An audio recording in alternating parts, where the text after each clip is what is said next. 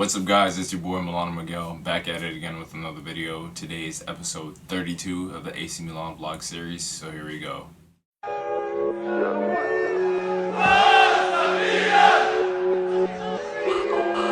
help us, Dragovski. Well done, young man. That was grants in the morning. Now go for him. He try to shake my hand. I'm on. So it is match day 32 in the Italian Serie A. That means there are 6 games left until the end of the season. Match day 32 would be between Napoli and Milan. Now, the last time Milan and Napoli faced off at the San Siro, it was a 1-1 draw in which Chucky Lozano scored a goal from a header, and then Giacomo Bonaventura would have a beautiful shot from outside the 18-yard box, ending in a 1-1 draw. Going into this game, I feel that Milan could have the potential to win this game or also leave with a draw. So here's what happened. Standard lineup, we had Donnarumma, Contigier, Romagnoli, Theo Hernandez, Benacer, Kessié. Then we had Paquetá starting, Çalhanoğlu, Rebic on the left, and then Ibrahimovic. Now the start of this game was, it was alright. Napoli definitely played better than Milan. They were stringing their passes, they were creating many attacking opportunities. Donnarumma would come to the save and help keep Milan 0-0. Di Lorenzo would have a quite rash tackle on Theo Hernandez in the 9th minute, which would get him into the book of the referee. But after that, it seemed like Milan was starting to string passes and get their short passing 1-2 going on really well. In the 20th minute, Ante Rebic would make a run into the 18-yard box where he would cut and then he'd swing in across, which Theo Hernandez would get onto it with a beautiful volley, leaving Ospina no chance to make a save. Milan would go up 1-0 in the 20th minute. Now, when Milan went up 1-0, I'm like, whoa, we're really lucky, because Napoli definitely had opportunities to score. Callejon should have scored. They had a couple big saves from Donnarumma. We had a couple shots come off the post, so Milan were definitely lucky to create that one counterattack and score immediately. But soon enough, Napoli would continue to create more opportunities. It kind of sucks that Napoli didn't take the most of the opportunities prior to Milan scoring because they had a lot. But in the 34th minute, there was a free kick in which Lorenzo Insigne would put in a beautiful cross, and Di Lorenzo would get a tap-in goal based off of Donnarumma's save. Nobody was there to clear the ball after Donnarumma got the save, so Di Lorenzo got the tap-in. I was looking to see if there was an offside. There was no offside, so Milan-Napoli 1-1 in the 34th minute. But after that, it would be halftime, and Milan would have a goal and Napoli would have a goal, and it was quite an interesting first half. To be quite frank, honest, Napoli outplayed us. They created more opportunities. They had many worrying opportunities, but Donnarumma came to the rescue, made some great saves. The Di Lorenzo goal wasn't really his fault. We were just lucky to have a goal and be at 1-1 at halftime. But relatively, Milan had quite about the same amount of possession as Napoli. Napoli just had more created opportunities. I believe Napoli had 10 shots, 7 on target, and Milan had 1 shot, 1 on target, which was the difference between the two teams. Napoli just played better because they created opportunities to actually score. They had opportunities where they tested Donnarumma as a goalkeeper. Halftime comes, Lucas Paquetá comes off, didn't really have the best of games. Just seeing the way that Paquetá is, it looks like he might as well be on his way out after this season.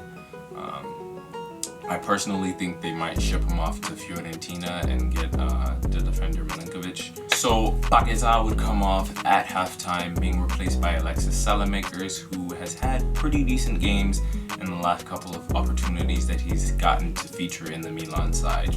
Napoli would continue to create opportunities, and in the 60th minute, Dries Mertens would score off of a shot that was deflected off of Romagnoli and went in.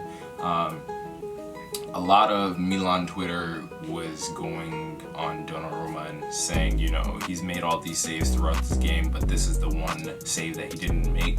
Well, you can't really blame him because the ball did deflect off of Romagnoli. Yes, he didn't get a firm hand to it, but it was a deflected ball. The direction of the ball that was originally planned for the ball changed when it got deflected off of Romagnoli. So, can't really say it's Donnarumma's fault. Donnarumma definitely did his job today. He made plenty of saves for Napoli, so I don't blame Donnarumma, but a deflection goal is a deflection goal. Milan go down 2-1 in the 60th minute.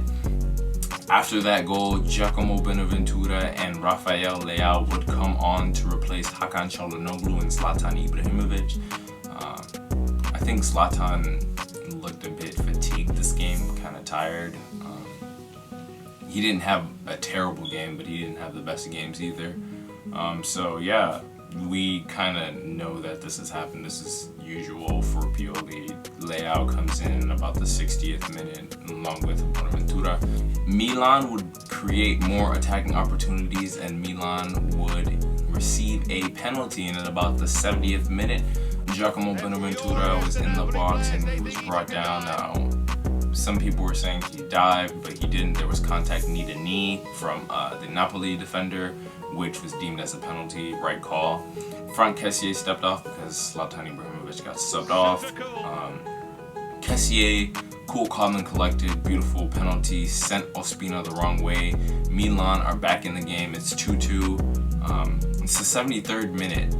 It's the 73rd minute when he converts the penalty, so there's still time for Milan to muster some courage to go and win this game as they've done in previous games before. That is not what went down in this game.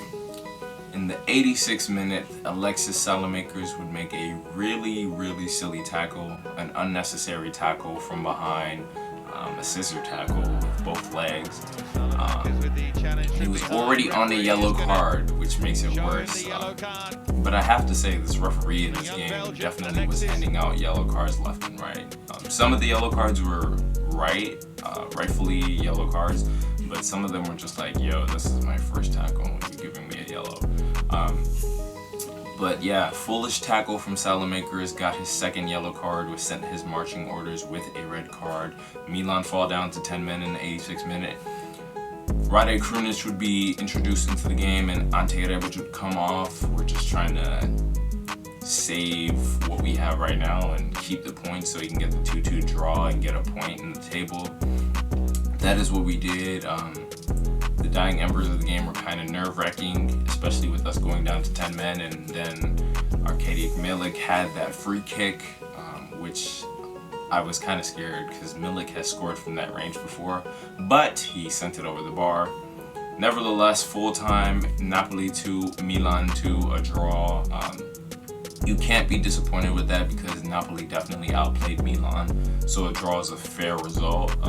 Napoli definitely probably deserved to win, but they didn't show up. They didn't take the most of the opportunities they created, and there was a draw for Milan and Napoli. Now, with that being said, here's how the table shapes up with this draw. Milan sit in 7th place in Serie A with 50 points. Napoli go to 6th place with 52 points, and Roma are in 5th place with 54 points. This is it, man. This is crunch time. There's 6 games left. There is 18 points left for us to try to get 5th or 6th place. I think either way that we will get a European spot, but we're playing against Parma next, and I don't think that's going to be an easy game. Parma did come back 2-2 against Bologna in like the 94th minute. They literally scored in the last touch of the game. So Parma is definitely a team that we cannot, mess around with. We need to take this draw, keep our heads high, go back to the training room, go back to the drawing board, and think about how we're going to execute against Parma because we need all 3 points. I'd like to highlight Theo Hernandez with an excellent game today. He had 97 touches, 85% pass accuracy, 2 clearances, 1 interception, 1 tackle, and a goal. Theo has been doing really great defensively, and I'd like to highlight that. When he had his first half of the season with Milan, we knew that he wasn't the best defensively. He had some silly tackles, got a few silly yellow cards, but he's definitely matured. He can still score. Last week against Lazio, he had a couple opportunities to score, which he squandered, but today he scored, so I'm really happy for him. We just need to keep our heads high, go back to the drawing board, and try to win when we play against Parma. That is all I have for you guys. Forza Milan and peace.